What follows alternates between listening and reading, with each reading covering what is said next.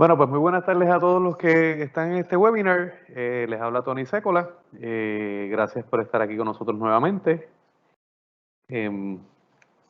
Como saben, nosotros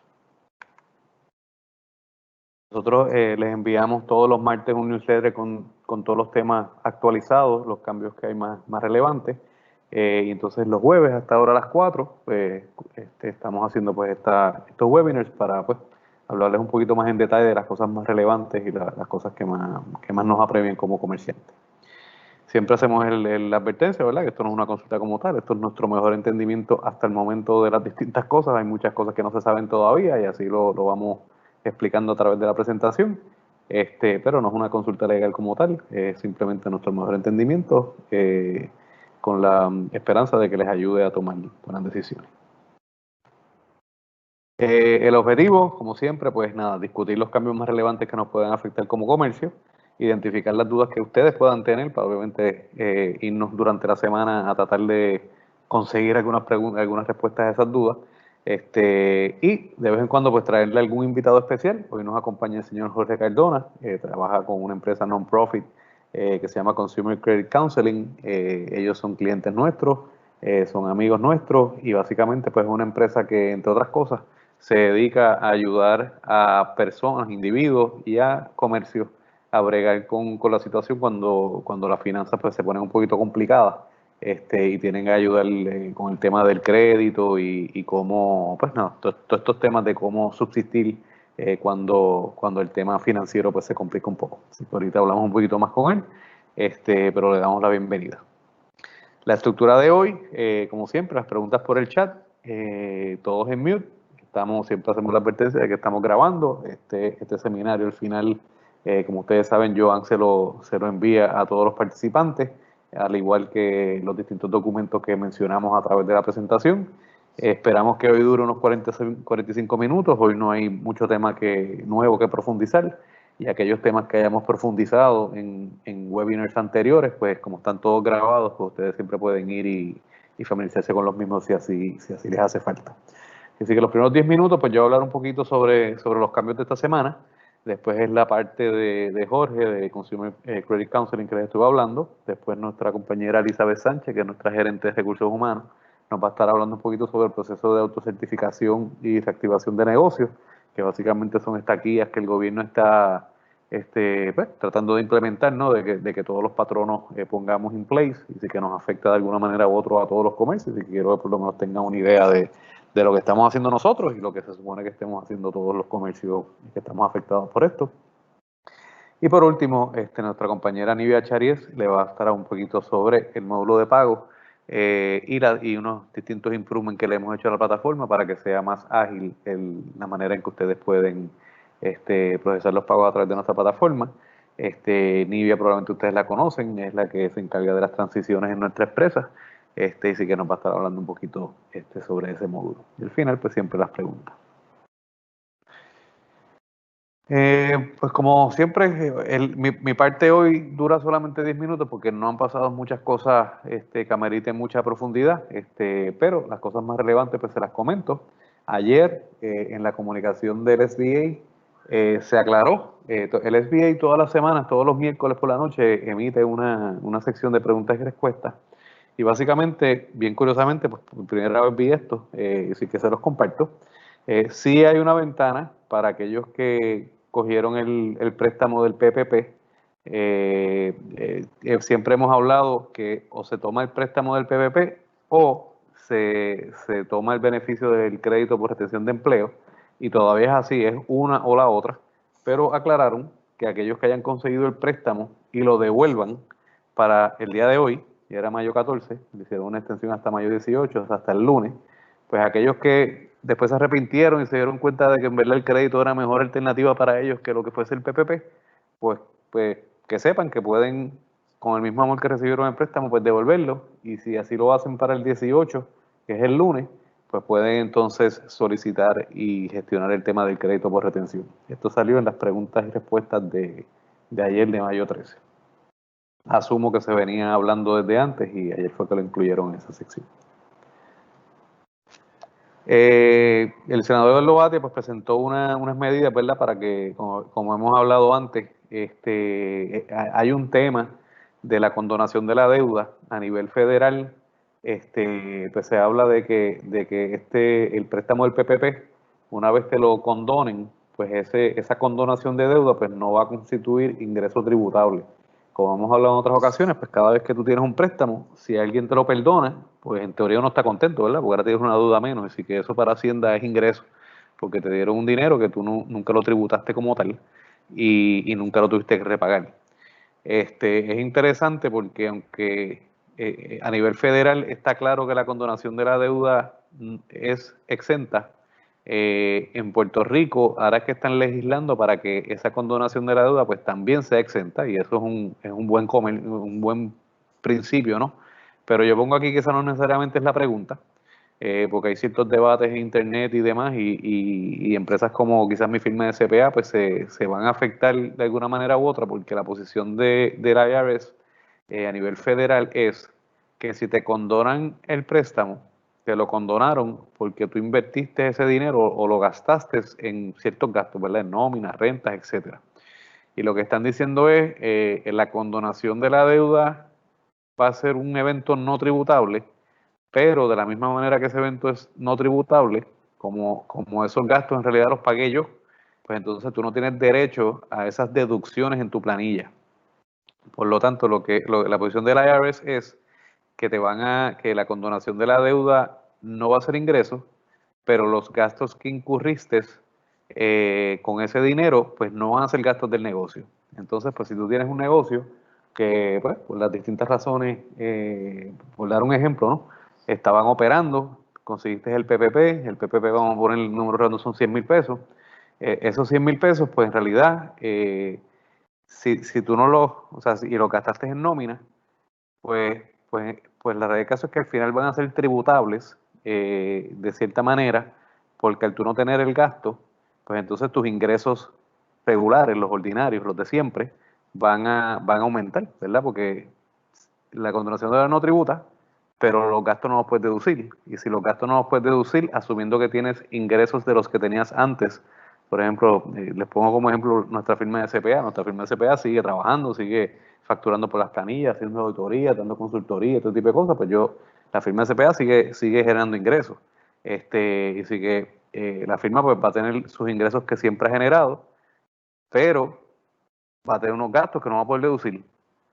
Y entonces, pues de esa manera se crea una ganancia en los libros y en las planillas, y por lo tanto el efecto neto de esto que les estoy explicando es que en realidad va a ser tributable. O sea, para aquellos comercios que siguen operando y que siguen generando ingresos, este préstamo del PPP pues puede ser que al final del día pues te cueste el 33% o lo que sea, si es que en realidad pues toman esta posición. Hasta ahora siempre se ha hablado de que la condonación de la deuda pues es exenta, pero Eduardo Batia en el anuncio, o sea, lo que salió en el periódico y demás, y lo de la Cámara de Representantes siguen con esa posición de que eso es lo que va a ser exento, pero si no aclaran que los gastos de nómina, ese tipo de cosas que se incurrieron durante este periodo, que puedan ser deducibles, pues entonces el efecto neto es que quizás este préstamo pues se pueda de alguna manera constituir como un ingreso y que al final pues alguien que recibió 100 mil pesos pues termine tributando el 30 o 33%. Por lo tanto, esto está por verse. Por eso que yo digo que esa no es la pregunta la que hay que hacer. La pregunta que hay que hacer es si los gastos que pagaste con este préstamo pues van a ser deducibles o no. A nivel federal ya ellos aclararon que no era deducible. Y sí que a nivel federal pues puede ser que esas empresas que pagan contribuciones federales pues tengan un problemita. A nivel de aquí de Puerto Rico pues está por verse cómo esto se va a concluir. Pero para que estén conscientes de que hay que estar pendiente a este tema. Las preguntas que siguen llegando son los temas de la fórmula de la condonación, ¿verdad? Pues obviamente casi que yo sepa, la mayoría de nuestros clientes pues ya consiguieron el PPP, y a los que se lo denegaron pues fue por alguna razón en particular, pero la mayoría del que solicitó este préstamo lo consiguió. Y si que ahora la pregunta de todo el mundo es, pues, ¿cómo más seguro de que me condonan la mayor cantidad de este préstamo? ¿Okay? El tema de los patronos lo vamos a ver un poquito por encimita porque profundizamos en él casi toda la hora la última vez. Y el tema de los servicios profesionales, pues simplemente lo voy a mencionar también porque no pudimos profundizar mucho la otra vez porque se nos acabó el tiempo. Pero lo que sí quería comentarles es que en cuanto a los servicios profesionales, muchos de los servicios profesionales están viendo problemas con poder justificar el condonar la deuda completa. Y sí que yo, a todos los que están en este bote, yo siempre digo, tú por lo menos reserva el 25% para convertirlo en un préstamo o devolverlo, porque básicamente, como ustedes saben, a cada patrono y a cada DBA, a cada servicio profesional, le prestan 2 meses y medio de su costo promedio mensual de nómina. ¿Okay? Y a nivel de cuando son individuos, ahora estoy hablando de los contratistas independientes como tal, pues aparentemente le van a dar como bueno 2 meses automáticamente, porque en realidad es que no hay forma de cuantificar, los DBAs no se pagan a nadie, o sea, ellos reportan sus ingresos, los gastos deducibles y su ganancia neta, pues eso es lo que tributan, pero esa ganancia neta no hay que pagársela a nadie, sino que simplemente se la gastan en sus gastos personales o lo invierten o lo que sea. O sea, no hay un cheque de nómina como tal cuando tú estás por servicios profesionales. Por lo tanto, pues había cierta duda de cómo iban esta gente a justificar, a probar su gasto de nómina, como quien dice. Y básicamente, pues lo que se está escuchando por internet, porque el SBA no se ha expresado formalmente, es que a los servicios profesionales pues se lo van a dar por bueno. Le van a decir, mira, tú simplemente los 2 meses te los vamos a dar. Ahora bien, te dimos 2 meses y medio, ¿verdad? Cuando te prestamos. Por lo tanto, ese otro medio tienes que preocuparte por gastarlo ya sea en rentas, en utilidades o intereses del negocio. Y si este profesional no tiene ese tipo de gastos, pues no se lo puede inventar ahora. Los gastos tenían que haber estado contratados y poder probar que había una historia antes de febrero 15. Por lo tanto, pues hay muchos de los servicios profesionales que tengo que en verdad pues no van a poder justificar esa otra porción del 2.5, o sea, ese punto 5. Así que nada, se lo pongo como comentario, ¿verdad? Para ver entonces cuando salgan las directrices, pues nada, ver qué se hace. Pero los que están por DBA, por servicios profesionales, yo a todos ya lo estoy avisando de que no hagan fiesta, ¿verdad? Que no gasten todo el dinero porque quizás hay que devolver parte. Y sí que hay que estar conscientes de eso. En cuanto a la fórmula de condonación, que es lo más importante para todo el mundo, pues simplemente revisamos la teoría para que estemos más o menos a la par. Básicamente el espíritu del préstamo, pues como sabemos todos, era continuar pagando nómina, ¿verdad? Pagar nómina aunque no tengan los empleados en nómina, o sea, aunque los empleados no estén trabajando. Y que les pagues más o menos lo mismo. O sea que ahí básicamente la primera pregunta que siempre nos hacemos es si gastamos todo el dinero que recibimos para este propósito, para los propósitos de nómina, renta, intereses y utilidades, y si no lo gastamos todo, pues ya sabemos que hay una parte que no me la van a perdonar. ¿Okay? Ahora bien, esa parte que sí nos gastamos también tiene unos ajustes, y los ajustes son principalmente dos, que uno tiene que ver con la cantidad de empleados que tiene el patrono, ¿verdad? Si antes tenías 40 empleados y ahora tienes 30 empleados, pues tienes 25% menos de empleados. Por lo tanto, la condonación de la deuda va a ser 25% menos de la cantidad máxima condonable. El otro ajuste significativo que puede haber es concerniente a cuánto le pagas a los empleados. Si les pagas antes del COVID y después del COVID, mucho menos, o sea, si les pagaste le diste una reducción de salario, ya sea en su rate por hora o en su salario, y ese mucho menos el SBA lo describió como más de un 25%, pues ese exceso de esa disminución en su salario sobre el 25%, pues va a ser también considerado como un ajuste a la cantidad máxima que se pueda deducir de la condonación. Por otro lado, hay unas cláusulas que nadie ha definido bien, que dicen que para junio 30, que si tú tienes la misma cantidad de empleados, no importa los empleados que tuviste durante las 8 semanas que gastaste el dinero del PPP, y si para junio 30 tú restableciste la compensación que le pagabas a los empleados antes del COVID, pues entonces que esos dos ajustes no te los van a hacer. Esa es la teoría. Yo consulté con Popular hoy, todavía Popular no tiene directrices, no han comunicado nada, no tienen formulita, no tienen tablitas, así que lo mejor que tenemos ahora mismo es mi tablita, que se envió en el último webinar y que se va a enviar en este webinar también. No vamos a entrar en ella porque la última vez estuvimos casi 45 minutos explicándole, así que el que necesite entender un poquito mejor la tabla, por favor, refiérase al webinar anterior.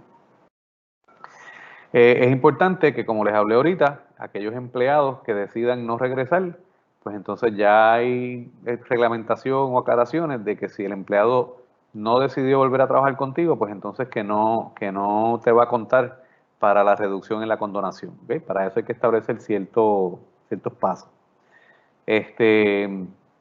Quería mencionar también que, como saben, hay 2 licencias federales, que es el COVID Sick y COVID Family, que están en vigencia, que básicamente, en resumen, aplica a aquellos negocios que están trabajando, que están abiertos, que le pidieron a sus empleados que trabajen y que ese empleado no puede trabajar por una de las razones que cubre la ley. Y se supone que este poster que estamos viendo aquí, que se lo hagan llegar a sus empleados para que ellos sepan cuáles son sus derechos. También en Puerto Rico hay una ley 37, que es una ley nueva, que le aplica a los empleados no exentos, que básicamente estipula que hay que pagarle 5 días más de enfermedad si tienen el COVID o si tienen una sospecha que tengan el COVID. Como hay tantas licencias encontradas y tanta pregunta sobre eso, esta semana el Departamento de Trabajo emitió esta orden, la orden número 2003, del 11 de mayo, o sea, de esta semana, donde se aclaran todos estos temas y cómo una cosa interrelaciona con la otra, así que le vamos a hacer llegar esta opinión para que la lean, la tengan y tengan un poquito más de claridad. No dice nada distinto a lo que hemos dicho antes, así que pues no voy a profundizar en cómo funcionan las licencias, porque básicamente ya lo hemos cubierto en los otros seminarios. Esto es lo que les estaba comentando, que como lo había mencionado por primera vez la última vez, pues simplemente se los menciono de nuevo. Si un empleado usted le hace una oferta para que regrese a trabajar y el empleado decide que no va a trabajar con usted, por la razón que sea, pues entonces ya no hay problema y no le va a contar como una reducción de cantidad de empleados para el propósito de la condonación de la deuda. Pero el empleado tiene que saber que si usted le hizo una oferta de trabajo bajo los mismos términos y él la rechazó, no va a cualificar entonces para el seguro de desempleo, porque obviamente tenía empleo, él decidió no emplearse y por lo tanto perdería sus incentivos de desempleo. En otras palabras, un empleado que esté ganando o esté en una expectativa que por desempleo va a ganar más que trabajando y tenga trabajo, pues entonces no va a tener el beneficio del desempleo. El crédito por retención, pues es lo que ahora después del PPP es lo que los clientes van a solicitar. Como saben, es un 50% hasta $10,000, o sea que es máximo $5,000 por empleado. Eso empezó desde febrero, desde marzo 15, o sea, del trimestre pasado. Nosotros hicimos un acuerdo con la compañía Synergy Partners, este es el teléfono, esta es la página de internet de ellos, en donde básicamente ellos se pueden ayudarlos a ustedes a encargarse de reclamar estos créditos, que en algunos clientes pues hemos visto que es mucho más significativo.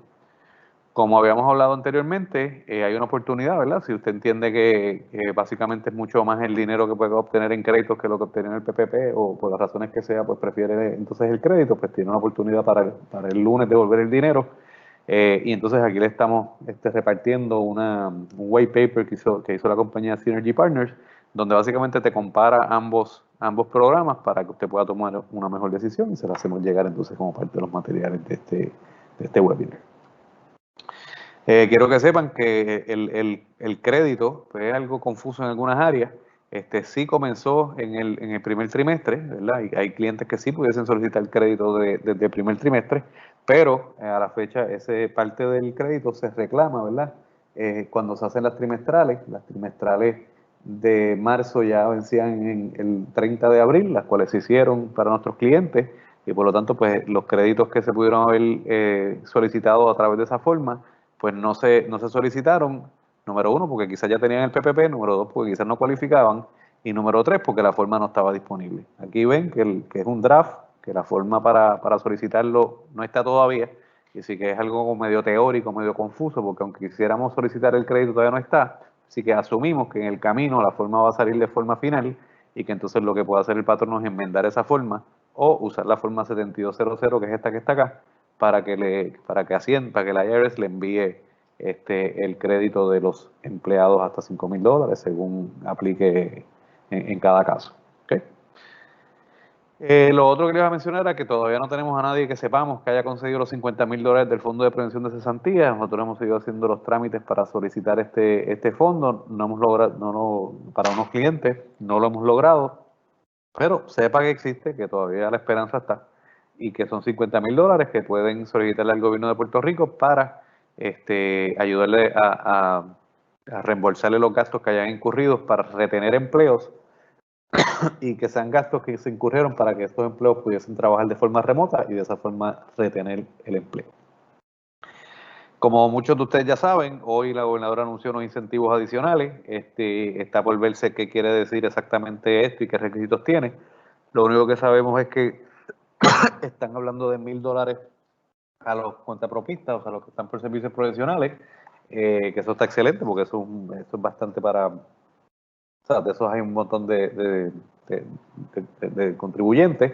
Y también está hablando de $5,000 para las empresas que tengan de 2 a 49 empleados y los que tengan de 50 a 500 empleados, que ese incentivo puede llegar hasta 10,000. Obviamente en la conferencia de prensa pues hablaron de unos requisitos, de una documentación, que hay que probar cómo se gastó el dinero, etcétera, etcétera. Así que pues eso es lo que va a estar interesante, ver todos esos detalles de cómo vamos a evidenciar que gastamos ese dinero y cómo no nos pueden pagar. Esto salió hoy, no tenemos mucha más información nada más que esto. He estado en las redes viendo a ver qué otra tipo de información podía conseguir, pero no hay mucho más fuera de lo que ellos anunciaron en la conferencia de prensa y lo que el Nuevo Día de distintos medios han compartido.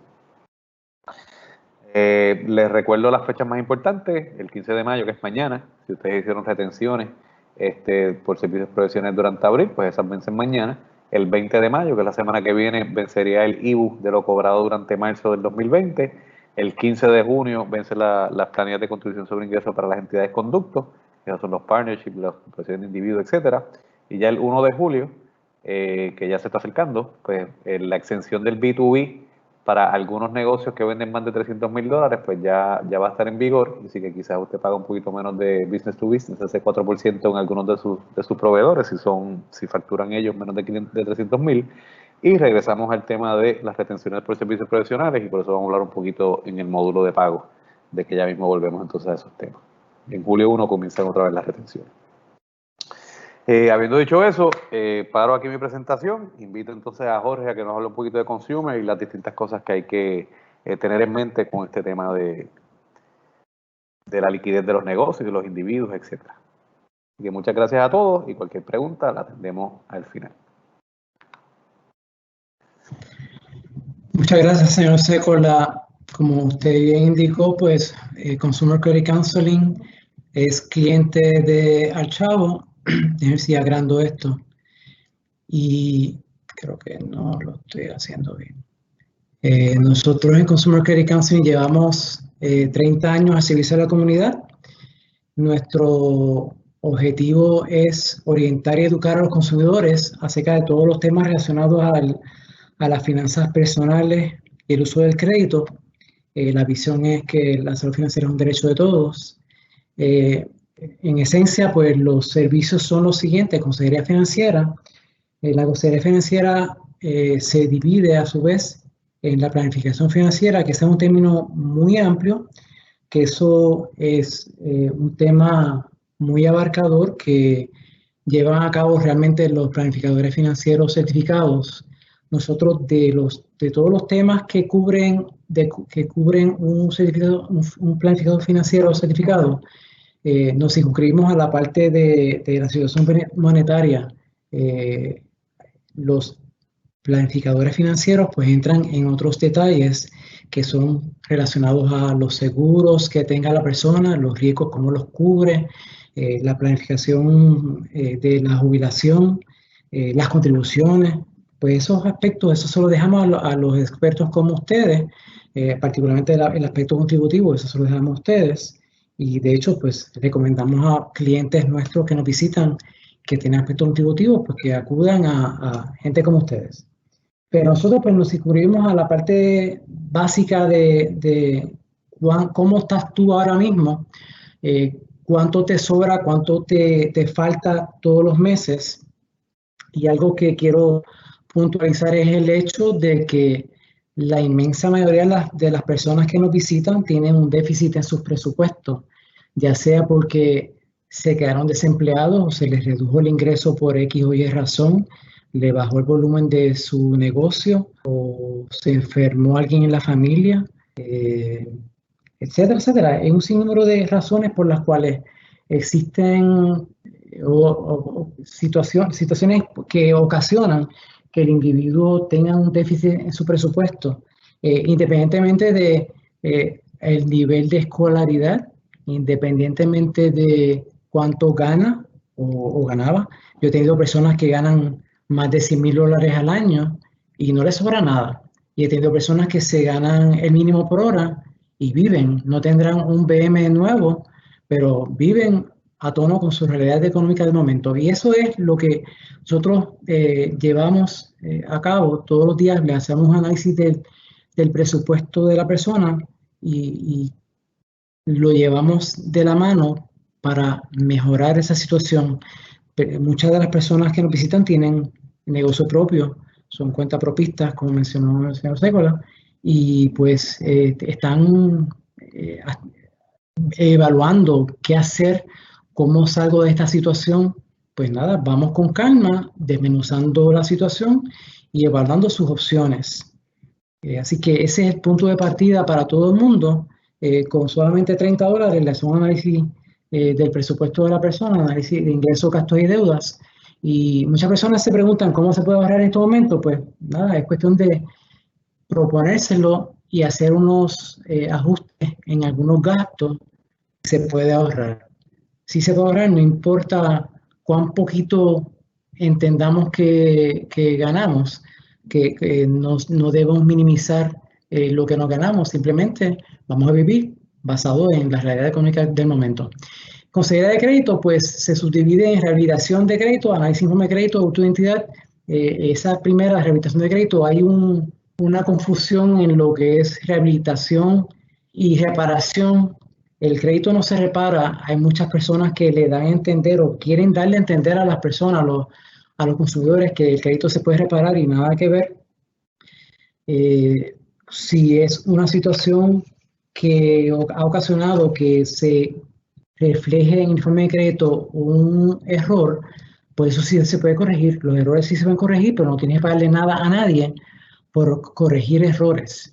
Ahora, si son situaciones que son producto de negligencia o se me olvidó pagar una deuda, digamos, pues eso es un dato correcto adverso. Eso nadie en la faz de la tierra te lo puede eliminar. Quien le diga o le dé a entender lo contrario, pues está tratando de timarlo o engañarlo. Porque si es que se le olvidó pagar, pues eso pues, es un error que se paga con creces, lamentablemente. Así que le ayudamos a rehabilitar ese crédito, le decimos cuáles son los factores que afectan la puntuación y lo llevamos de la mano para mejorar esa puntuación sin tener que pagarle nada a nadie por ese proceso. Y el costo de esa orientación es también un costo mínimo. Le hacemos un análisis de informe de crédito y con la puntuación y por $50 le hacemos esa orientación en donde sacamos el informe de crédito y le explicamos de qué consiste cada de esas letras y números y le ayudamos en ese proceso. Entonces, el última identidad, pues, si se nota que parte de los datos incorrectos son productos de última identidad, pues le decimos cuáles son las medidas que debe tomar. Y si no le han de identidad, pues le decimos que bueno, pero le ayudamos a minimizar la probabilidad de que se le hurten la identidad en el futuro. Hay muchas cosas, muchos consejitos que podemos ofrecerle para minimizar esa probabilidad. Alternativas con acreedores tenemos disponibles para los clientes que nos visitan un plan de liquidación o manejo de deudas. Este es un arreglo voluntario que se gestiona con los acreedores del cliente, en donde les enviamos unas propuestas a cada uno de esos acreedores que tiene ese cliente. Decimos, mira, tengo a Jorge Cardona con esta situación, te debe a ti y le debe a 10 más y no puede pagarte lo que originalmente había acordado y no desea radicar un capítulo de quiebra. Pues esa persona es un candidato idóneo para entrar a un plan de pago a través de nuestra agencia, nosotros fungiendo como intermediarios sin necesariamente tener que llegar al punto de radicar un capítulo de quiebra. Eso nosotros le evaluamos la necesidad y la viabilidad de un plan de pago con sus acreedores. No todo el mundo que nos visita con ese fin termina necesariamente con un plan de pago. Eso nosotros determinamos cuán necesario o cuán viable es. Y eso pues el consejero pues va a determinar eso basado en el análisis que haga al respecto. Y la gestoría o negociación de deudas es simplemente lo que le llaman en inglés un debt settlement arrangement. Nosotros tratamos de interceder por el cliente que tiene dinero disponible para transar una deuda, pero no le teme el proceso o ya intentó y como que se encontró con una barrera y vamos a interceder por ese cliente para intentar negociar por él, con sus acreedores. Con Sera Vivienda, nosotros somos una agencia certificada por el Departamento Federal de Vivienda y Desarrollo Urbano y eso nos permite llevar a cabo todas estas orientaciones. Orientaciones para los primeros compradores de vivienda, lo llevamos de la mano para hacer realidad ese sueño que tienen muchas personas en convertirse en propietario de vivienda. Les explicamos lo que conlleva y lo vamos llevando hasta que se haga realidad ese sueño. Hay personas que les toma un poquito más tiempo porque tienen situaciones, asuntos con los cuales tienen que trabajar con el crédito. Hay otros que el proceso es más llevadero. Vivienda justa es simplemente la ley federal que establece que hay unos derechos que tenemos los individuos, los consumidores, para que no se discrimine en contra de uno, y eso se lo explicamos a las personas. La morosidad, pues aquella persona que tiene una vivienda y se atrasó en su pago de préstamo hipotecario, pues le ayudamos a evitar o minimizar la probabilidad de que le ejecuten esa vivienda siempre y cuando eso sea posible. Hay personas que llegan un poquito tarde y pues ya es casi inevitable el proceso, a menos que detengan el proceso de la ejecución con una quiebra. Hipoteca invertida también nosotros estamos facultados a orientar a las personas que están contemplando esa posibilidad de convertir en efectivo parte de ese equity que han acumulado en su vivienda, pues lo orientamos sobre de qué consiste la hipoteca invertida, los pros, los contras, las implicaciones para los herederos, las alternativas que tiene en vez de o además de la hipoteca invertida, y eso pues es una decisión personal que toma el individuo. Luego de la orientación, decide si continúa o no el proceso. Con sería posterior a la compra, pues el objetivo de esa orientación es que una vez uno se convierte en propietario, pues hay unas cositas que hay que tener en mente para evitar complicaciones posteriores. Y de financiamiento, pues personas que habiéndose convertido en propietario, pues, y teniendo problemas de repago de deudas, pues dicen, pues mira, la solución idónea sería refinanciar mi vivienda y saldar todas mis deudas de consumo, y no necesariamente esa es la mejor solución. Eso está por verse, nosotros lo orientamos al respecto. Quiebra, el Código de Quiebra experimentó unas enmiendas en el 2005 que conllevaron que toda persona o individuo o pareja que está contemplando erradicar un título de quiebra, pues debe pasar por una orientación con una agencia que esté certificada por el Departamento de Justicia previo a la erradicación para evaluar si hay otras opciones en vez de la quiebra. Pues eso nosotros lo hacemos.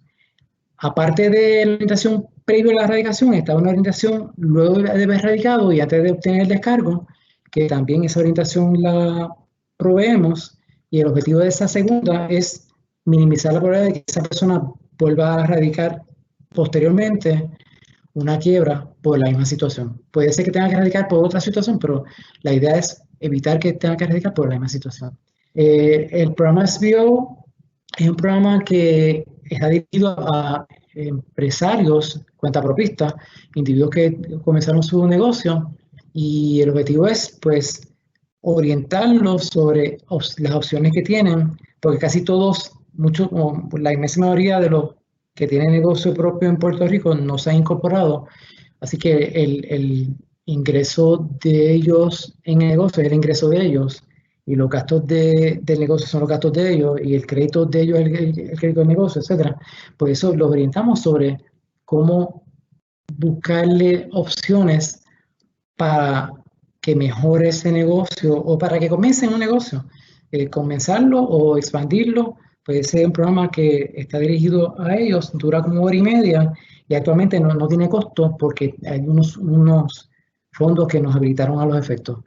Préstamos estudiantiles, ofrecemos también orientaciones a préstamos estudiantiles, a personas que están contemplando comenzar sus estudios universitarios y lo primero que piensan es préstamo estudiantil, préstamo estudiantil, préstamo estudiantil. Mira, hay otras opciones, hay otras alternativas en vez del préstamo estudiantil, pues lo orientamos sobre qué otras cosas puedes hacer antes de que te metas, y si es inevitable el préstamo estudiantil, pues qué tipos de préstamos estudiantiles existen y cuál es la manera de repago. Eso lo llevamos a cabo, esas orientaciones.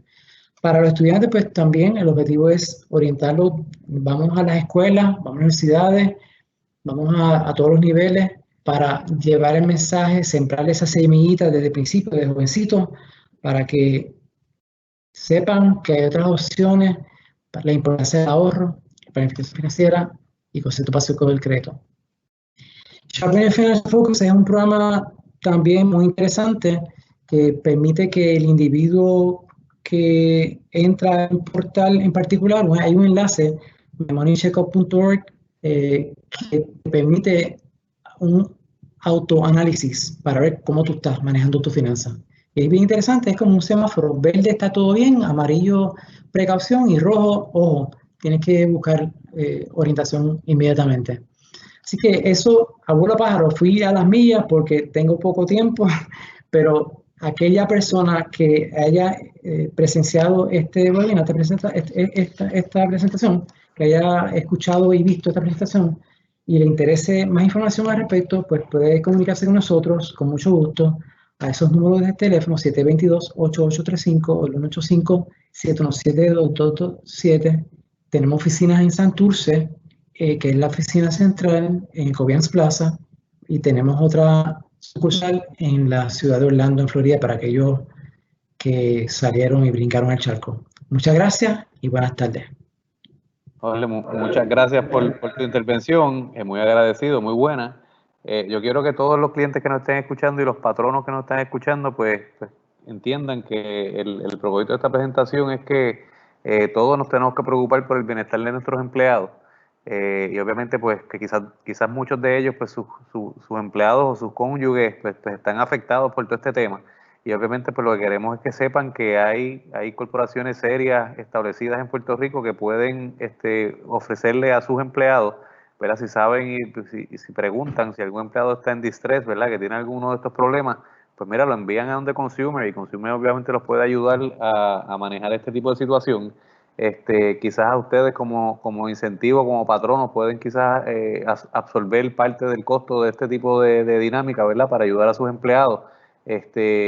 Son ideas, ¿no? Estamos buscando formas de cómo podemos ayudar a los mismos empresarios con sus empleados y a su vez a sus empleados. Así que pues espero que hayan entendido los distintos programas que tiene Consumer. Le agradecemos otra vez a Jorge su intervención.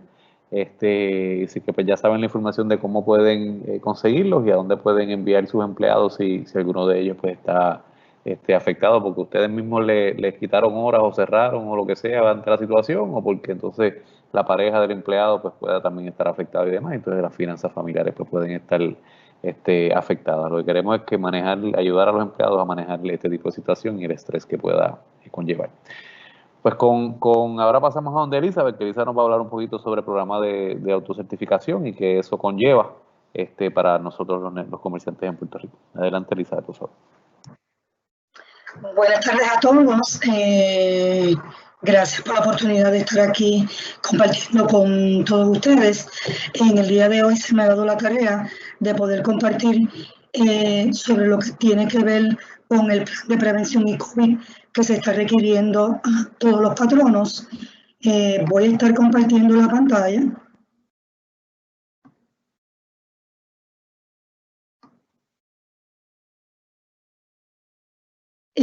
Le menciono que si tienen alguna pregunta, la misma va a ser contestada al final del webinar. Esperamos que esta información de marco general que le vamos a estar suministrando sea de gran ayuda a todos ustedes. Quiero comenzar estableciendo que el 1 de mayo de este año, la gobernadora firmó la nueva y más reciente orden ejecutiva, que fue la 2020-038, en la cual se emitieron unos puntos importantes, y entre estos se extendió el toque de queda hasta el 25 de mayo del 2020, se expandieron algunos servicios que estaban exentos y se estableció que se requiere a los patronos el certificar que cuenten con un plan para limitar la exposición de los empleados al COVID-19 previo a la apertura de estos establecimientos. Y vamos Elizabeth, perdona, si tienes la presentación, tienes que darle al share, porque no se está viendo la presentación, por si acaso. Disculpe, me le había dado, pero parece. Gracias por... Okay. Ok. Vuelvo nuevamente, ¿me excusan? Ahora sí. Bueno, ahora sí otra vez. Ok. Estoy tratando de... Aquí. ¿La ven? No, la vimos un momentito y como que se fue de repente. Como que lo proyectaste y algún botoncito le dice que se... Ahora está. Ahora sí. Discúlpenme, gracias. Continuamos. Lo que estaba mencionando, y nuevamente, ¿verdad? Para aquellos que no tuvieron la oportunidad de verlo, requiere a los patrones de la orden ejecutiva certificar que cuentan con un plan para limitar la exposición de los empleados al COVID-19 previo a la apertura de estos establecimientos.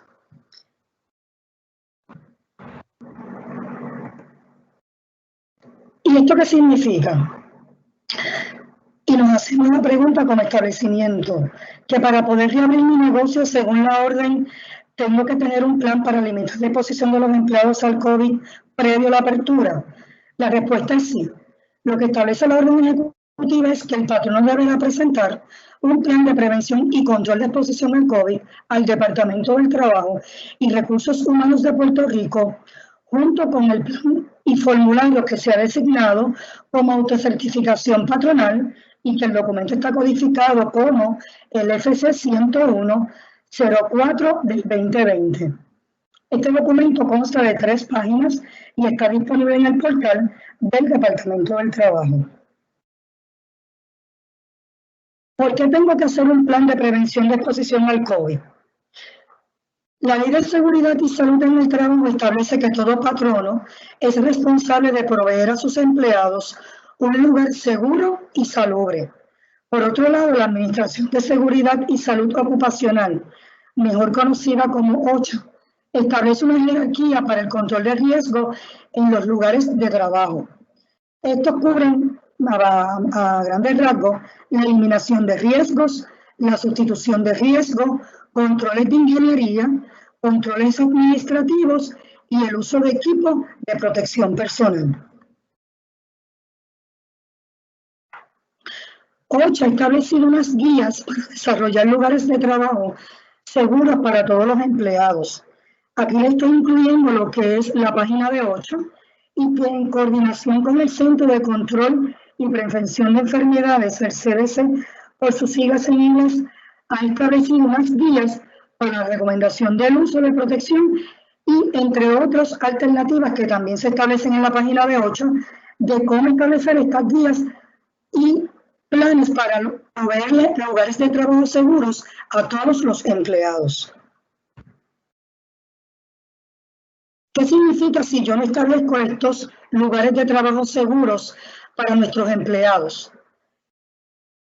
OSHA establece unas multas bien significativas para aquellos empleados, mejor dicho, aquellos empleadores o patronos que no cumplan con establecer unos lugares de trabajo seguros.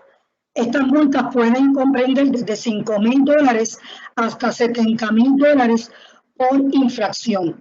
Aquí en el departamento de OSHA no voy a entrar tanto en este detalle tan específico, pero en un caso el OSHA estaría evaluando cuál fue el riesgo, cuál fue la falta, la severidad de la falta, y de ahí pudiera estar imponiendo multas tan serias como hasta $70,000.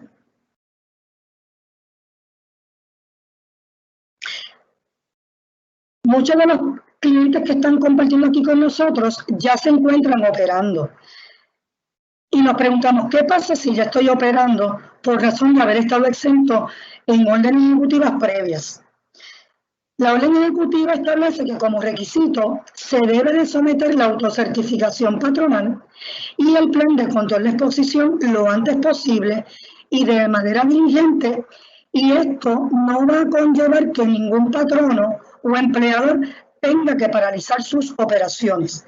Esto significa que el patrono puede continuar en sus operaciones de negocio, pero sí se le requiere que tiene que someter esa autocertificación y ese plan lo antes posible.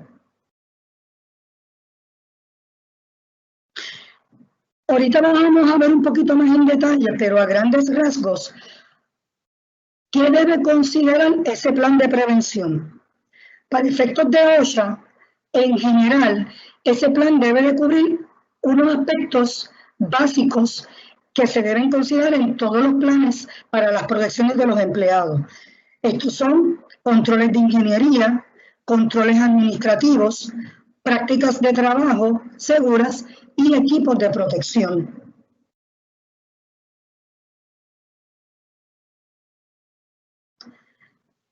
¿A dónde yo debo enviar mi plan y la autocertificación?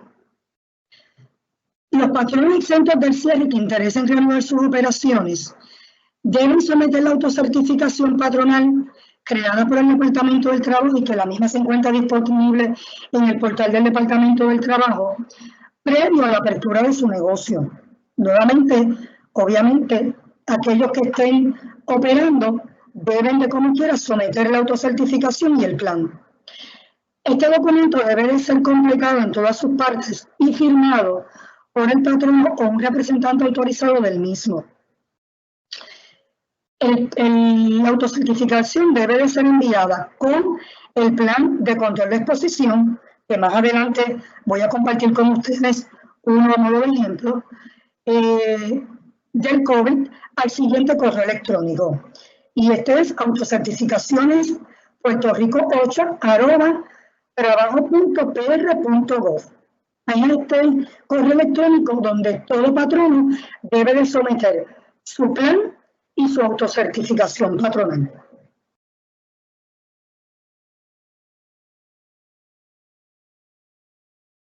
Una vez someto mi plan con la autocertificación, ¿qué evidencia debo tener como que sometí ya el plan? El Departamento del Trabajo, al momento de someter esta certificación, los patronos consienten en aparecer en un listado público que va a estar divulgando y publicando el Departamento del Trabajo en su página electrónica para conocimiento de la ciudadanía general, entiéndase el público en general, y de los empleados llamados a trabajar. El listado o este documento que va a estar publicando el Departamento del Trabajo va a enumerar a los patronos exentos del cierre que ya han presentado su autocertificación conjuntamente con su plan, lo que significa que están autorizados a operar su negocio. Periódicamente, cada 2 días, lo que se está establecido es que el Departamento del Trabajo va a estar actualizando este listado a medida que los patronos van sometiendo su autocertificación y su plan de prevención ante la exposición del COVID.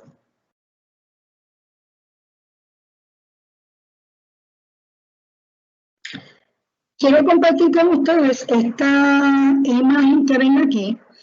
Si ustedes entran al portal del Departamento del Trabajo, van a ver que le aparece esta imagen y fíjense en que dice autocertificación patronal, listado de patronos autorizados. Y una vez ustedes seleccionan el enlace del listado de patronos autorizados, les va a aparecer este documento donde dice registro de patronos autorizados a operar y autocertificación del COVID-19. Aquí simplemente ven una imagen y deben de estar viendo aproximadamente unos 18.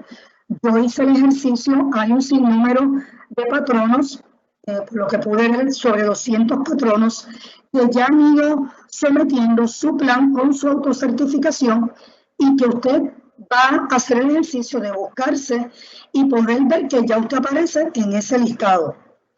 Yo, como gerente de recursos humanos de Outsourcing Solutions International, que ya sometimos nuestro plan, pero obviamente yo me mantengo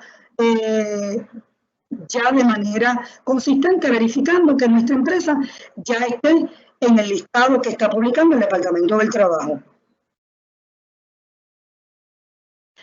Quiero compartir, antes de culminar la presentación, voy a cambiar y les voy a compartir el modelo de la autocertificación para que lo puedan ver.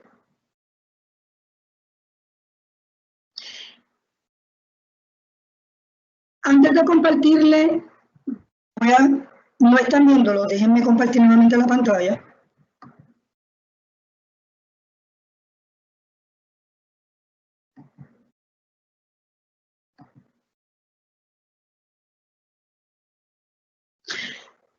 Lo que están viendo ahora mismo es la carta circular emitida por el Departamento del Trabajo, donde establece a grandes rasgos lo que es la base legal y lo que es el procedimiento de la autocertificación patronal y el plan de control de exposición. Voy a bajar un poco el documento, donde básicamente, a grandes rasgos, este listado que está aquí son algunos de los criterios que debe de contener ese plan de prevención y exposición del COVID. Así que cuando usted vaya a preparar su plan de prevención y exposición al COVID en su empresa para sus empleados, básicamente debe de cumplir con este listado que está aquí, que menciona la carta circular del Departamento del Trabajo. Este documento que están viendo ahora es la autocertificación patronal. Fíjense en que dice Plan de Control de Exposición a COVID. Este es el documento que va a acompañar el plan, da una información del patrono completa. Y fíjense en que aquí menciona nuevamente elementos esenciales del Plan de Control de Exposición al COVID. Y menciona que su plan, ¿verdad?, debe de contener todos estos renglones que menciona la autocertificación. ¿Okay? Aquí usted declara la certificación, la firma,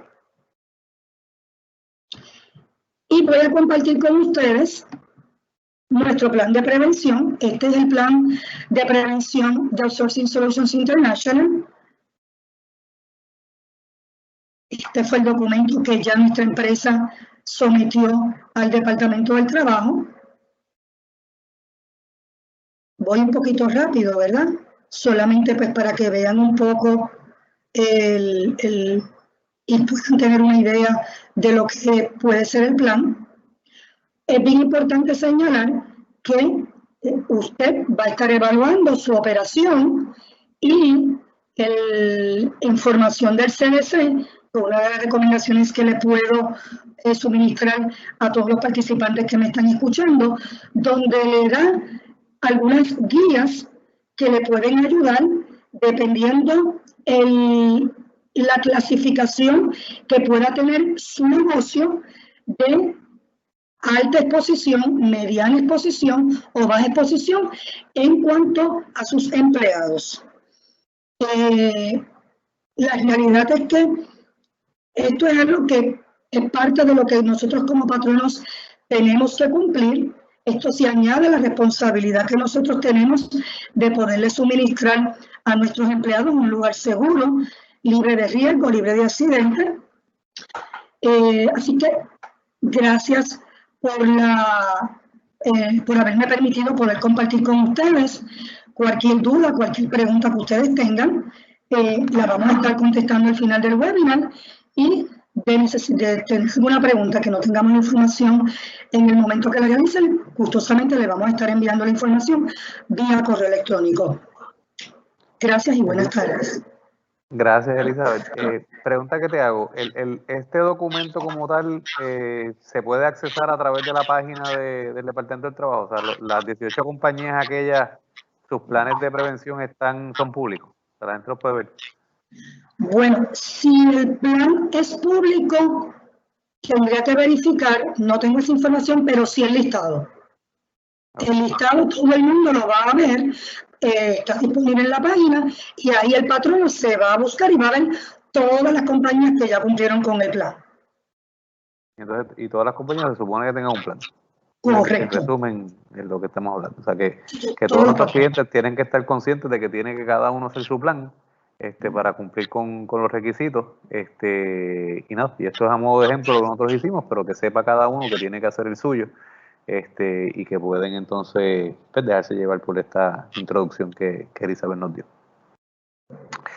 Estuvimos hablando por el chat nosotros acá y entendemos que pues lamentablemente se nos acabó el tiempo para la última presentación, que era la de Nivea Charries, que iba a presentarnos el módulo de pagos, y lo que hacemos entonces es que en el próximo webinar pues le damos la oportunidad para así hacerlo y que tengamos la mente pues más fresca, ¿verdad? Y que capturemos la información que nos quiere compartir, porque ya pues se nos acabó la hora. Y así que nada, le agradezco a todos la participación. No sé si hay alguna pregunta pendiente que quieran que tratemos de contestar ahora en los últimos minutitos que quedan antes de las 5.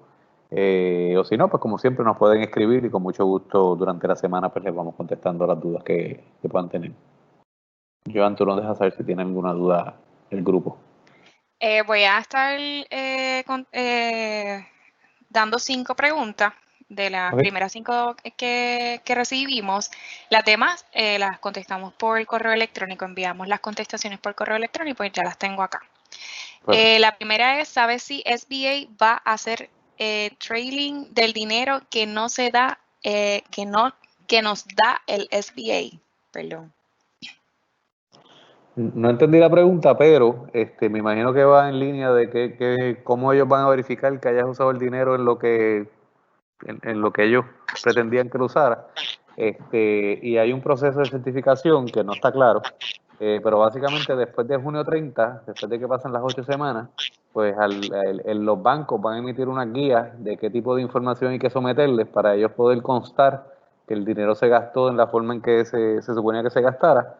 Estamos en espera de esas guías. Entendemos por distintas comunicaciones que hay en internet y demás, que por ejemplo hay que someter el payroll register, que eso sale de nuestro sistema ya directamente, que hay que someter la trimestral de junio, que también nosotros la vamos a proveer, que hay que someter las evidencias de las facturas o pagos de renta y utilidades y demás. Hay ciertas dudas todavía sobre si son pagos realmente realizados o si son gastos incurridos. Por ejemplo, quizás en esas 8 semanas a ti no te llega la factura de la luz, pero lo incurriste en el gasto, ¿no? Durante ese mes que operaste, o esos 2 meses que operaste.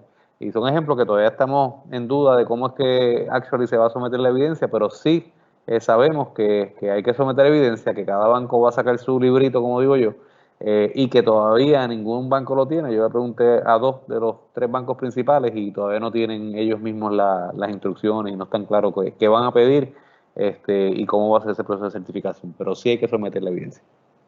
Siguiente pregunta. Para el cálculo de los FTE, ¿se consideran los pagos realizados por las licencias del COVID-19? No.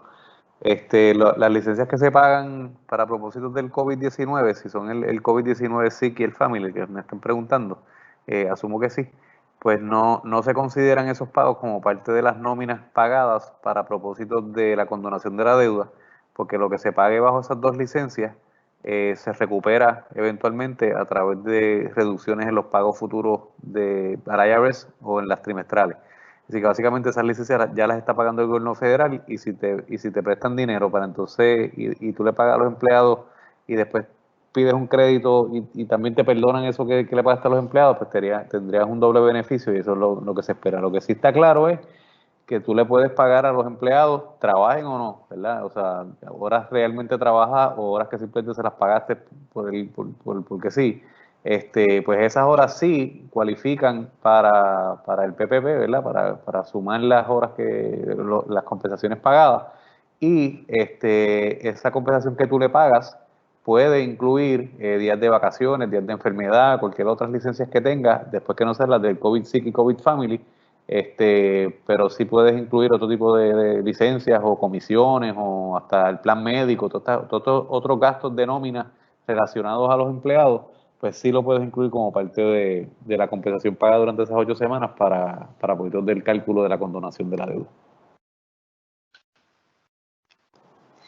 La cantidad de nómina que correspondía a los empleados que decidieron no regresar, ¿tienen que ser necesariamente reinvertidos en nómina o pudieran utilizarse para otros gastos permitidos? ¿La porción del 75 y 25 prevalece? Gracias. Sí, si prevalece.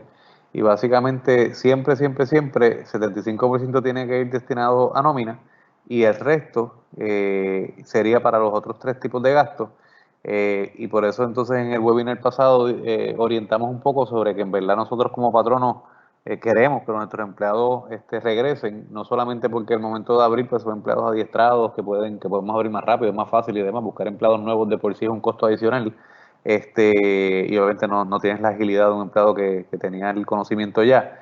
Pero sí, uno de los, me acuerdo que era el 4º punto del webinar anterior, que yo les comentaba que si un empleado no regresa, pues en teoría también te afecta porque tienes menos nómina pagada, porque él no regresa y sí que no le pagaste, y el tener menos nómina pagada, pues quiere decir que entonces el otro 25% es menor, y sí que pues en verdad el que no regrese te afecta, porque te disminuye el total del gasto de nómina, a menos que lo reemplaces con algún otro empleado que contrates, ¿verdad? Pero si él no regresa y no contratas a más nadie, pues te bajó el costo total de nómina que pagaste y por lo tanto te rebajó también el otro 25%. En esa misma línea, como dueño o presidente de la empresa, cuando comenzara a cobrar un salario, parece que anteriormente no cobraba salario, para poder cumplir con los gastos de nómina, el 75%. Anteriormente no tenía sueldo en la empresa. ¿Él podría ponerse en nómina? Pues eso está por verse. No está contestado en las preguntas y respuestas del SBA. Es una pregunta bien común que todo el mundo me ha hecho. También me preguntan si pueden darle aumento a los empleados para poder cubrir la diferencia y demás, o pagar algún tipo de bono y demás. El espíritu es que no. El espíritu es que tú pagues en esas próximas 8 semanas lo mismo que pagabas hasta febrero 15 antes del COVID. Y básicamente por eso es que el cálculo es 2,5 veces de lo que pagabas en la historia, y se supone que entonces te dejes llevar por lo que pagabas antes, que sea lo que pagas después. ¿Cuán técnicos y específicos se van a poner con ese tema? Pues la verdad que no sabemos, porque eso es lo que viene entonces en la parte de la certificación, y es una duda bien común que tenemos, ¿verdad? Porque uno dice, bueno, si lo primero es que me tengo que gastar todo el dinero, ¿verdad? Porque si no me lo gasto, entonces esa porción que no gaste no me la van a condonar. Pues qué sé yo, quizás yo soy el dueño y estaba en 75,000 y quiero entonces pagarme 3,000 pesos más mensuales a mí, simplemente para poder gastar el dinero para que entonces pues, sabemos cuál es la matemática y sabemos qué es lo que mucha gente está tratando de hacer.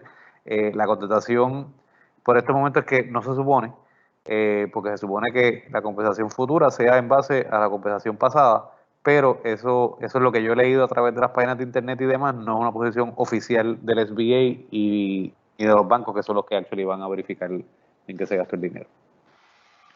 Última pregunta para Elizabeth Sánchez, en base a lo que es la autocertificación. Preguntan, ¿este plan aplica cuando se opera remoto? Y en la misma línea de la pregunta, también tengo otra. Somos una clínica médica, mis empleados y médicos deben certificarse también. Todo patrono debe certificarse. Lo que establece la orden ejecutiva es que toda empresa tiene que cumplir con un plan de prevención de COVID.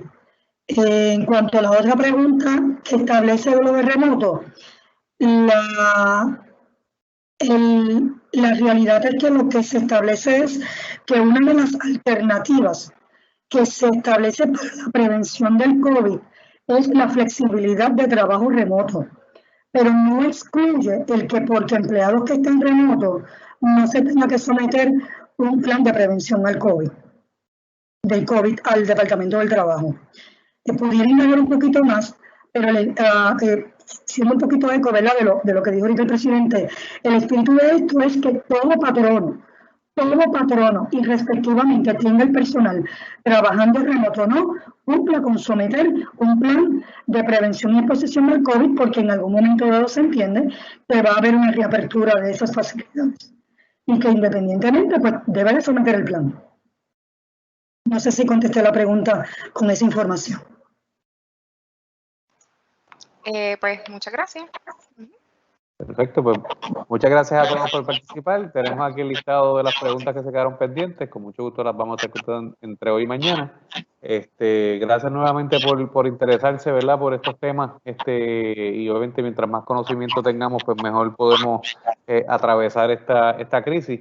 Así que muchas gracias a todos, que pasen muy buenas tardes y si Dios lo permite, pues nos vemos el jueves que viene. Que tengan todos una linda tarde. Bye bye.